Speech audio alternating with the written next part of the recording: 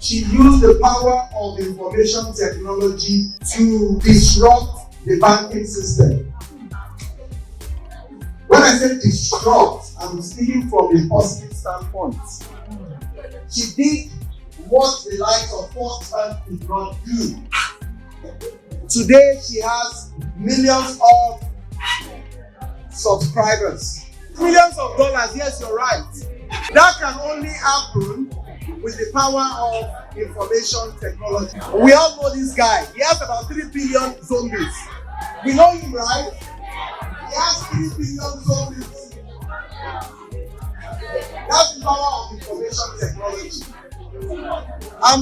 I'm showing you this example because if you combine information technology with the skills, with all the subjects you are taking in school now, you are already empowered for the future. When you have your phone, what you should be conscious of is, should I be somebody's zombie or should I be turning things around to my own future advantage? That should be driving you. How many of you can write codes now, like you can program? How many of you? What language are you writing in? Python! You're writing in Python. Give yourself a round of applause. Now, for the two of you, you are on that path to what this guy is doing.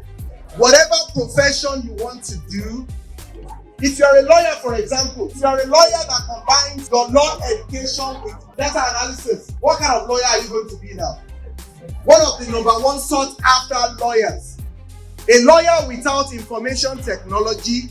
If I want to employ a lawyer today without information technology, there will be a long list of people lined up. But if I need a lawyer that also writes in Python or has a business analyst skill set, I can't even afford it.